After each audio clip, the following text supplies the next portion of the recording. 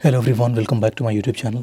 तो आज के वीडियो में हम नया टॉपिक शुरू करने वाले हैं, Newton's laws of motion, NLM. ठीक है। तो एनएलएम में सबसे पहले हम देखेंगे कि फोर्स क्या होता है। फोर्स की जो डेफिनेशन होती है, फोर्स इज़ अ पुल और push that tends to change और maintain the state of motion of a body. ठीक है। मतलब फोर्स एक पुल भी होता है और पुश भी होता है, दैट टेंड्स टू चेंज, यानी किसी बॉडी के स्टेट ऑफ मोशन जो होता है किसी बॉडी का, या तो उसको चेंज करने करता है, मतलब टेंड्स टू चेंज मतलब चेंज करने की कोशिश करता है, या फिर उसे मेंटेन करने की कोशिश करता है। ठीक है। ये फोर्स की डेफिनेशन होती है। फोर्स की और भी बहुत सारी डेफिनेशन होती है, मतलब सेंस यही निकलता है कि अगर हमारे पास कोई ऑब्जेक्ट है, उस पर हमने फोर्स लगाया है, तो वो फोर्स क्या करेगा, या तो उसके स्टेट ऑफ मोशन को चेंज करने की कोशिश करता है, या फिर चेंज कर देता है, या फिर उसके स्टेट ऑफ मोशन को मेंटेन करने की कोशिश करता है। ठीक है। तो ये होता है फोर्स।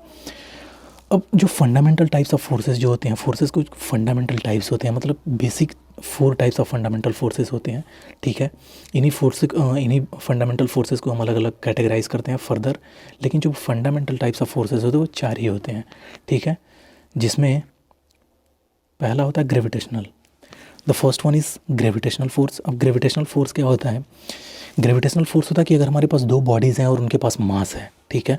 हमारे पास 2 बॉडीज़ हैं, लेट अस से this is m1 and this is m2, और इनके बीच की सेपरेशन कुछ है, तो जो ग्रेविटेशनल फोर्स होता है वो क्या होता है? g m1 m2 divide by r square.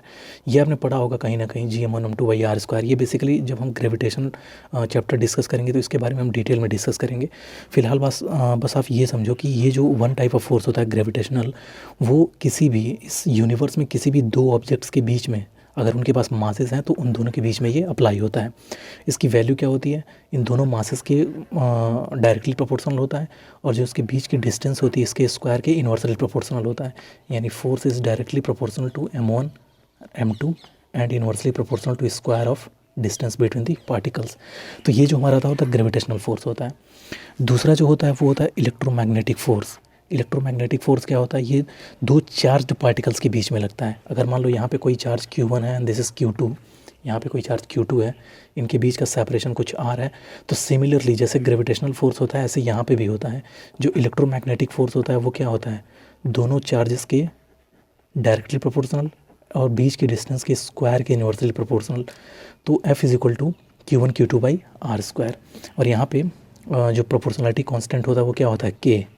ठीक है। तो इसके बारे में भी जब हम इलेक्ट्रोस्टैट्स पढ़ेंगे तो डी में डिस्कस करेंगे। फिलहाल बस एक ब्रीफ इंट्रो देना है कि जो बेसिक टाइप्स ऑफ फोर्सेस होते हैं वो क्या होते हैं? Gravitational, electromagnetic, and the third one is nuclear forces.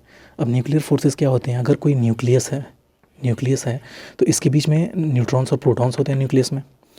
तो जो फोर्स इन न्यूट्रॉन्स और प्रोटॉन्स को बांधे रखता है आपस में, ठीक है, इन न्यूट्रॉन प्रोटॉन्स को आपस में बांधे रखता है, that is called the nuclear force.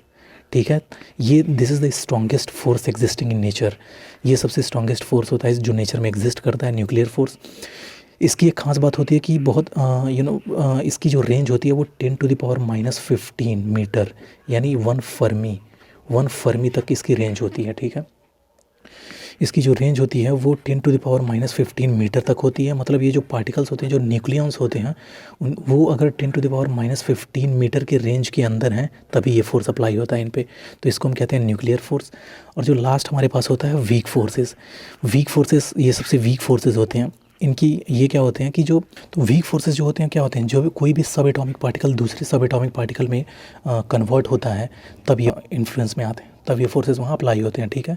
तो जो वीक फोर्सेस होते हैं, जैसे मान लो अल्फ़ा डी के हुआ, ठीक है, या फिर बीटा डी के हुआ, तो इन सब चीज़ों में जो फोर्सेस इन्वॉल्व होते हैं उन्हें हम वीक फोर्सेस कहते हैं। तो ये जो हमारे चारों फंडामेंटल टाइप्स के फोर्सेस होते हैं, gravitational force, electromagnetic force, nuclear force और वीक फोर्सेस। ठीक है। तो अब नेक्स्ट हम देखेंगे किसी भी बॉडी का बॉडी डायग्राम कैसे बनाते हैं। अब न्यूटन्स लॉज ऑफ मोशन में जो पहला लॉ होता है, this is called first law, also known as law of inertia. तो लॉ ऑफ इनर्शिया क्या कहता है कि if a body is at rest और moving at a constant speed in a straight line, it will remain at rest और keep moving in a straight line at a constant speed unless it is acted upon by a force. मतलब ये क्या कह रहे हैं कि अगर हमारे पास कोई बॉडी है, सपोज़ करो अगर कोई भी पार्टिकल है, जैसे मान लो यहाँ पे कोई भी पार्टिकल है P है, अगर ये रेस्ट में है, अगर ये रेस्ट में है या फिर अगर ये किसी कांस्टेंट स्पीड v से मूव कर रहा है किसी डायरेक्शन में, ठीक है, तो जब तक इस पे हम कोई एक्सटर्नल फोर्स नहीं लगाते हैं, जब तक कोई एक्सटर्नल फोर्स नहीं लगाते हैं इस पर, तब तक ये या तो रेस्ट में रहेगा, अगर रेस्ट में है तो रेस्ट पे ही रहेगा, और अगर ये कांस्टेंट स्पीड से स्ट्रेट लाइन में मूव कर रहा है तो मूव करता ही रहेगा जब तक इस पर कोई एक्सटर्नल फोर्स नहीं अप्लाई किया जाता है। अगर कोई पार्टिकल रेस्ट में है तो वो रेस्ट में ही रहेगा जब तक कोई एक्सटर्नल फोर्स नहीं लगाते, या अगर कोई कांस्टेंट स्पीड से मूव कर रहा है तो ये कांस्टेंट स्पीड से ही मूव करता रहेगा जब तक कोई एक्सटर्नल फोर्स नहीं लगाते, ठीक है। अगर हम कोई एक्सटर्नल फोर्स लगाएंगे तभी ये अपना डायरेक्शन चेंज करेगा, या फिर इसकी वेलोसिटी में चेंज आएगा, या फिर इसकी स्पीड इंक्रीज़ करेगी, या ये रेस्ट में ही रहेगा। अगर हम कोई एक्सटर्नल फोर्स लगाते हैं तब हो सकता है ये कि कुछ स्पीड आ जाए इसके पास, ये एक्सीलरेटेड मोशन करे या फिर मूव करे। मतलब जब तक कोई एक्सटर्नल फोर्स नहीं लगाते ये रेस्ट पर ही रहेगा, और ये कांस्टेंट स्पीड से मूव करता रहेगा जब तक कोई एक्सटर्नल फोर्स नहीं लगाते। तो ये होती है law of inertia, also called Newton's first law. Next is Newton's second law. The second law is rate of change of momentum is equal to resultant external force. That means rate of change of momentum is written by dp by dt is equal to f external. ठीक है।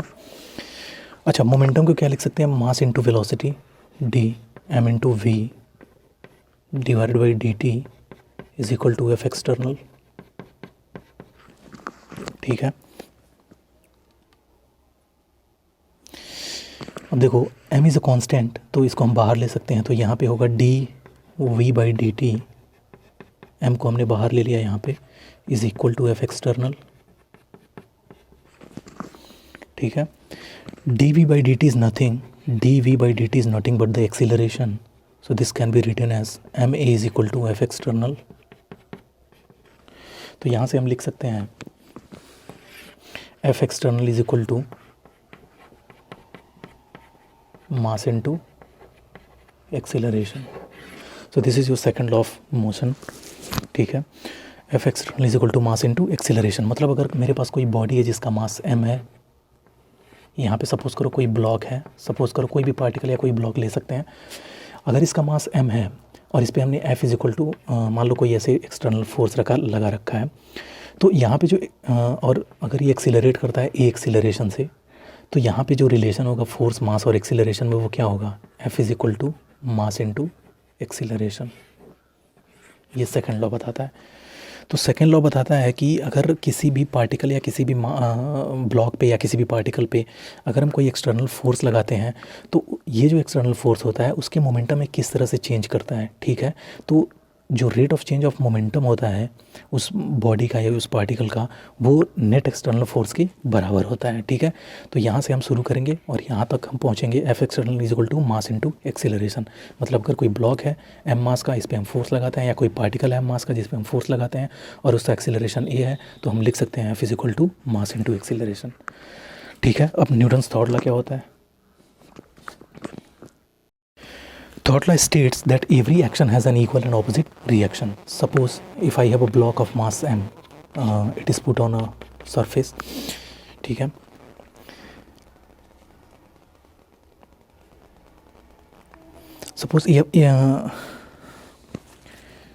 Suppose अगर हमारे पास m मास का एक block है जो यहाँ पे ऐसे ग्राउंड पे रखा हुआ है। ठीक है। तो अब क्या होगा, जो अगर मान लो ये ग्राउंड है, ठीक है, इस पे m मास का ब्लॉक रखा हुआ है, तो ये ग्राउंड क्या करता है? अब देखो mg क्या करा, इस पे फोर्सेस कितने लगेंगे? अगर मैं इसका फ्री बॉडी डायग्राम बनाऊँ इसका, तो ब्लॉक पे एक फोर्स mg लग रहा होगा नीचे। ठीक है। और ग्राउंड क्या करेगा, इस ब्लॉक पे एक फोर्स नॉर्मल ऊपर की तरफ लगाएगा। ठीक है।